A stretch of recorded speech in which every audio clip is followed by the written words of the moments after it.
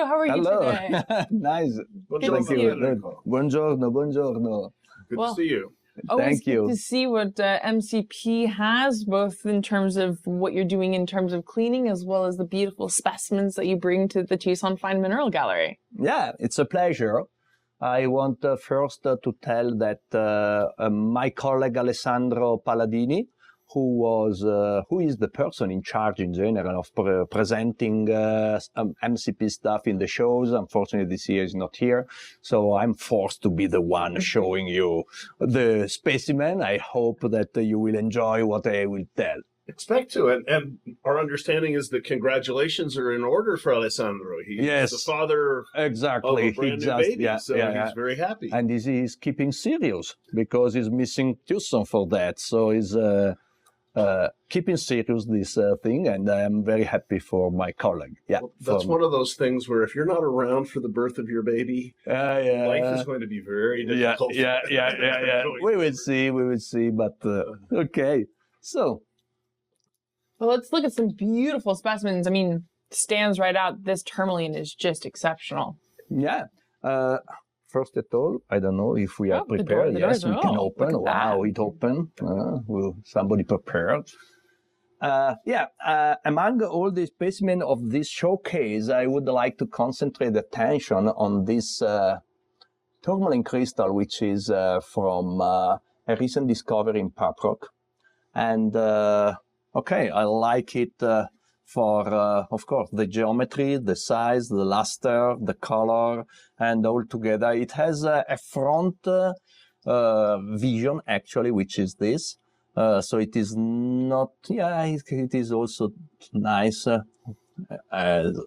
360 degrees piece, but the front is this one. And I believe that it is quite impressive for mostly for the geometry, actually, because so long crystal, it has one repair here and very minimal damages, a couple of ones, and so the condition of the piece was extremely good. I was impressed by that. I love how it flares out towards the top as well, so you get sort of this almost hourglass shape going. Yes, here. Indeed.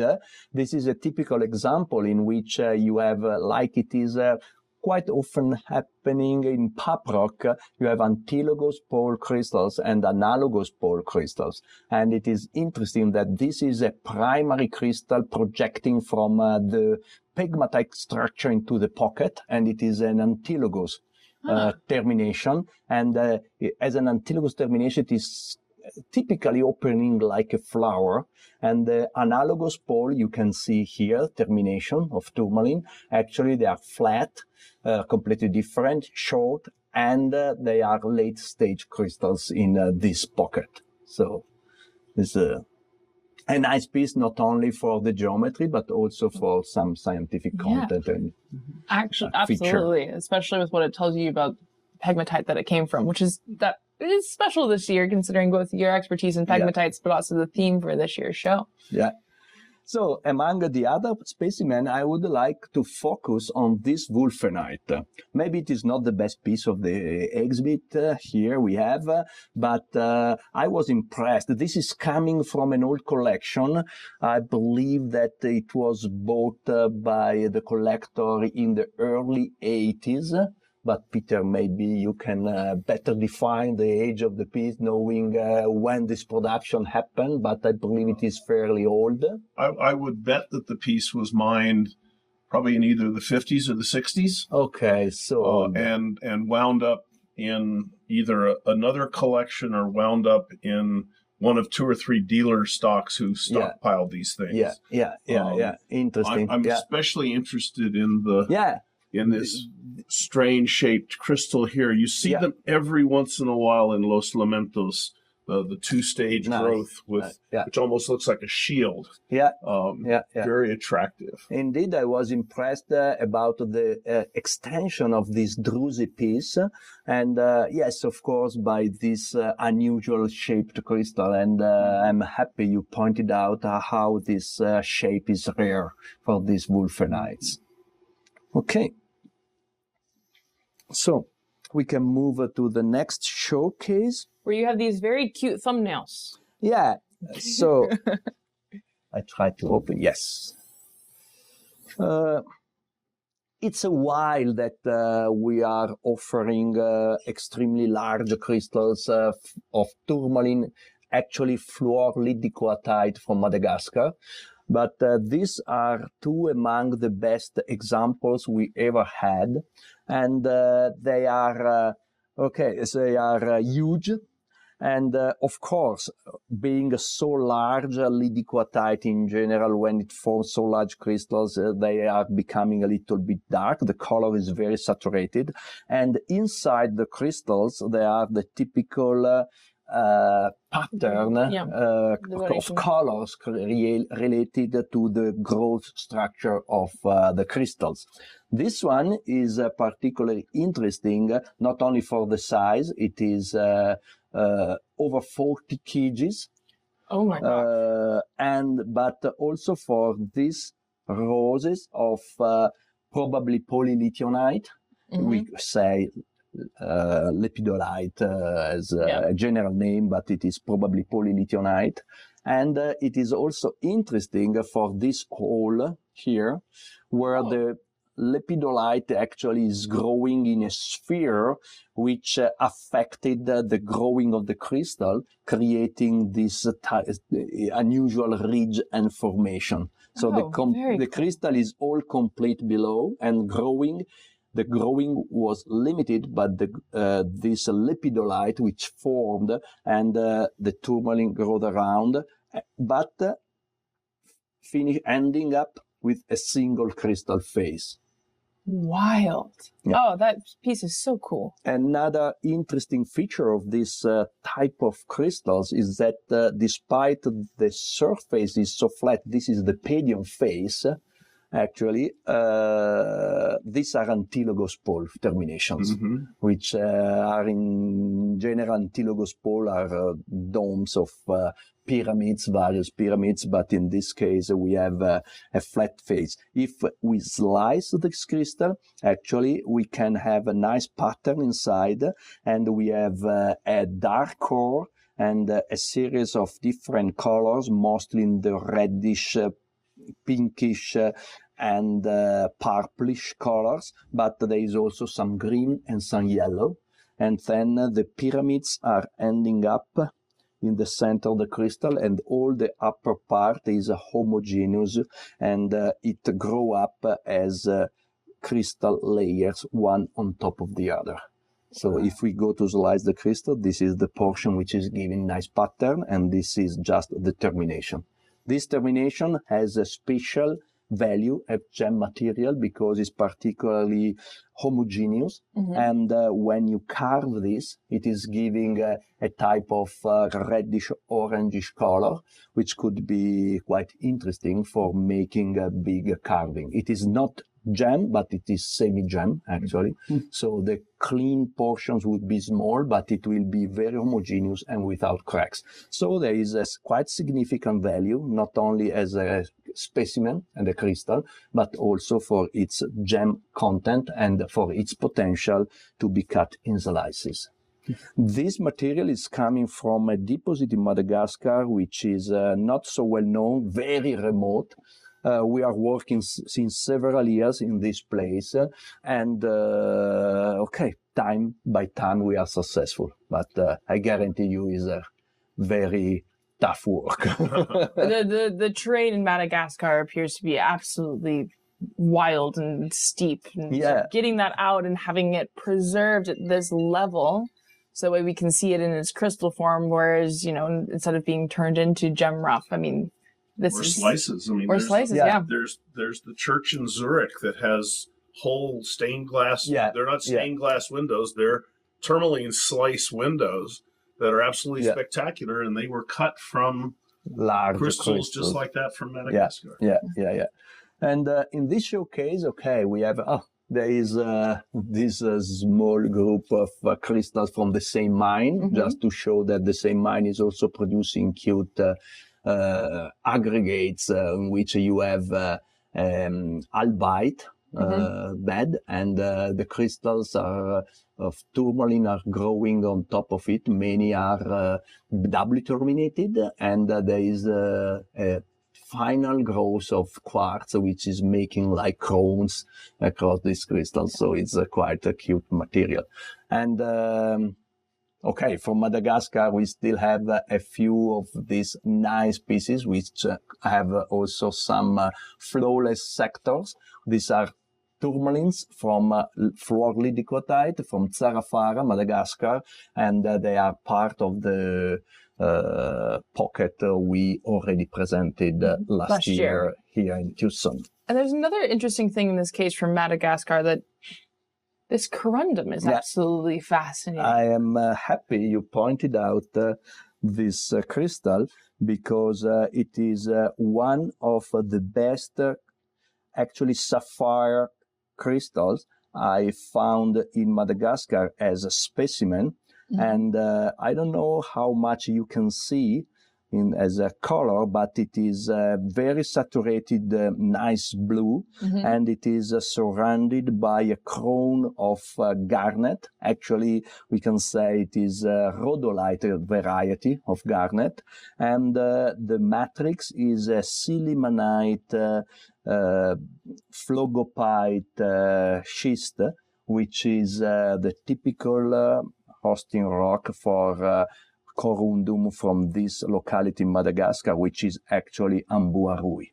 This crystal was found around 20 years ago, and it is part of a stock of crystals and specimens I preserve from the time, because nothing like this was found later. So I prefer to keep this material to understand if there would be any possibility of finding more. And now I know that there is no chance of finding more stuff like this, so I can fix a price actually. Otherwise, it would be difficult. And you don't have to worry about somebody else trying to get in and get the rest of it. Yes, exactly. Exactly. Okay. It looks like it's got great color too. Yeah. I would try to show with the light, but I'm sure that this will not show up in the video. That's right. I can appreciate it. That's a great piece. And I mean, it's one of those interesting things that I bet if you looked at it on a bigger scale, it almost have like one of those like snowball garnet effects with all the mics and the garnets around it. Yeah. And okay, then. That's an interesting opportunity. Yeah. What is going on with that? Here is the selection of tanzanite, but yes, you are pointing out one of the most horrible rocks we have here in exhibit, but it is maybe the shape is wrong, the color is not the most sexy one. We are speaking about beryl, so people is used to see, wow, very nice prismatic, sharp, lustrous crystals of beryl. But why we are presenting this piece? There is quite a...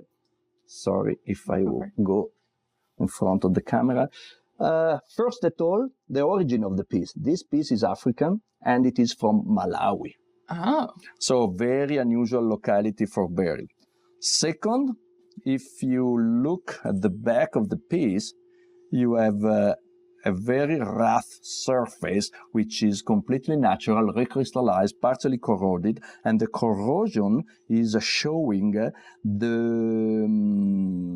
a complex structure of the original crystal, which actually has one crystal here, another here, another here, joining and creating this unusual, strange shape, which actually is looking quite trigonal, which is something very, very unusual. But of course, beryl is hexagonal. And of course, what is making the piece is this nice, thick, jammy, corroded overgrowth, which actually is the pinacoid phase here and the prism phase. And yes, we can have a look. I don't know if you, the color is very nice, very, very, very nice. The only reason you call this the ugly rock in the room is just because everything else is so beautiful. But this is so fascinating. Exactly, the fact that you see these different domains light up in the way that they are, and you have that last layer. Yeah, so at the end, this piece is special for the origin, for the structure, for the color, and for the overall appearance, which is maybe not the most beautiful for burial, but in any case, something really interesting for maybe some collector which appreciate these features. Brilliant specimen. Well, I really appreciate it, so hopefully I can. Mm-hmm. I like this tanzanite, but I don't want to speak again on tanzanite because I'm sure that somebody else in the show is presenting also nice pieces. But here there is a very good selection. This one is wild trichroic. This is super trichroic. Is one of the best example I know. That's just ridiculous. How, that is a true raspberry. That's a grape color, and then you get the tanzanite blue. Yes. So this trichroism is actually the indication that the crystal is not heated, so it's natural. And of course, another very nice piece from this selection is this nice combination. This is unrepaired, unrestored, fully natural. There is some crust of other minerals on top of it. We prefer to leave to keep the original feature of the piece, but it's a very nice one of the rare matrix pieces. Fantastic. And for completing the presentation of the selection, actually, I would like to point attention to these two Chalcedony pieces. These are also from Malawi. I have to say that this material is coming to us thanks to Federico Pezzotta, which is behind us, hiding himself there. And if you can believe or not, Federico Pezzotta's father is since 25 years involved in the mining and trading of material from this specific mine for Chalcedony for carving use, gemological use. And over so long time, he selected these two pieces as the best one he could find over tens of tons of material he touched and traded and cleaned. It's an incredible color. Yes, the color is the typical one of the high quality from the locality, but what is making these pieces is the perfection of the aggregates, the size, the geometry, and the formation of these tiny crystals, which I believe is calcite, they look like correct? Calcite. Yeah, calcite. And this is another thriller, actually, because clean the piece like it is without damaging the calcite was actually quite difficult. But they are very nice pieces. I like them. And you get that pop of the periwinkle purple-blue color with the white accent. Really shows you the depth. They're just... Exactly. Those are really fun.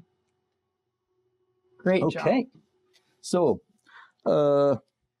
I did the job which is normally in the hands of my colleague Alessandro Palladini, presenting the commercial stuff, but now I go to my major job, which is the one of working specimen in the lab, and I have some of your pieces finished in these days, so from your nice collection. So maybe I can show you the result just of the selection. Love to see them. Okay. The transformations that come through this this lab can be a lot of fun. So drum roll. Let's see what you've done. I don't know what is inside because I don't remember what I put in the single box. So now we see. Okay. Oh my God, so much better. Yeah. Well, it had a big piece of matrix. Yes, actually, this is a nice adamite and on goethite, and the piece actually was already a very nice piece, but the matrix was a little bit too large. It was just too much matrix. Yes, and it was also partially covering a little bit the view of the aggregate, so removing it, the aggregate is now exposed better, and this is a very nice aggregate. Fantastic. Of adamite. Yeah. Always love seeing what you're able to allow specimens to be their truest selves. Let's go to the second piece. Okay. Again, you don't know what But it is. by the weight, I remember what Do you remember what it is? Yes. This one I remember. Oh, yes. El filo. Once again, trimming that up really helped that specimen out. Yeah, actually the plan was to remove some minor damaged crystals around, reshape a little bit the rim of the piece, and a small saturation and cleaning. Beautiful. I loved it before. I love it better now. I'm happy about that. I'm sweating when if they are not at the level you expect. It is like damaging your treasure. This is my rule. I try to treat every piece like the best piece of my own collection. So I must be very... Oh, this is already showing up. There's more. Now, this was trimmed in a cute object. It was a larger piece before. That was the chunky one, right? It had lots of excess matrix on the inside, but it's got such good color for those and good separation between the crystals that now it really... Yeah, we concentrate actually the work on the pocket with the large and the smaller crystals around. Also this one, I know what it is. But you also know because of the shape. know because of the size. But, I don't. No, you've never seen this piece. Oh. Either before or after. Well, you're about to see it after, but you never saw it before. Oh, wow.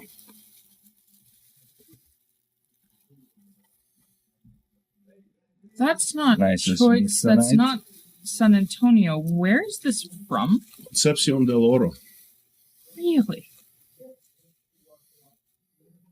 Yes, I was impressed about the quality of this midsonite. I never expected that if from this locality we can have... I'm not an expert of Mexican minerals, but this was surprising. It's one of the best pieces I've ever seen from there, both in terms of color, size, the fact that the botryoidal zones all sort of wrap around the edges. Now that you've taken off the ragged edge that was here at the bottom, it will sit up beautifully, pretty much the way Lauren's holding it right now. No, nice. Very nice. Great job on cleaning that up. Yeah, thank you. Yes, we cleaned also the surface. There were some whitish crust on the top. Oh, yeah. Okay. And now you just have it. Now you can see is the incredible luster. Yeah, actually, it's natural appearance when cleaned, properly cleaned, and so we did it. So, tiny one. I believe that you also remember this one because of the shape of the box. There were not many pieces of this size. And this one, actually, among this group, was among probably the one I liked better. Whoa. What piece is this? Ice for popcorn? Oh. This is absolutely magnificent. So that's a Dalmagorsk. You can't call it invisible because it has that spectacular inclusion of the quartz in the earlier stage of fluorite. But that came out of Rock Courier's collection. And it's very nice. It's gorgeous. It definitely needed some serious cleaning, but the serious cleaning. We did cleaning and a little bit saturation, and this really helped the final appearance of the piece. I really like this piece. Yeah, it's not the most spectacular, the larger and so on, but this I believe it can fit in the size of the thumbnail. Oh, it's definitely because it has the right proportion, size, and so on, and it is the perfect one you can have. Turn it the other way so that the quartz. No, keep going. There you go. So that the quartz spray is coming out of the bottom with the fluorite, and then the display box, which is the later stage of fluorite wrapped around. Yes. That is very a nice. Sweet piece. Well, thank you so much for cleaning these minerals so beautifully and showing us really fantastic specimens. And,